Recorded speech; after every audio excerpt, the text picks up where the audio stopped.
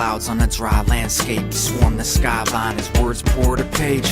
Floods rage as the pain from my pen drips and paints pictures of a blood-red sunset. Unrest as this earth turns darker and predators come out to feast in their gardens. The hardest part is sleeping with the beasts. I can hear them all around me creeping through the trees. Welcome to the jungle where diseases come from, and life has a different price cause it's underfunded. Gorillas still run shit, corruption abundant. The prisons are dungeons and life equals suffering. But underneath all this stress and sadness, we gather the strength to navigate hell's passage in the land of Jurassic and savage serpents, where something wicked lurks in these murky currents. Come on.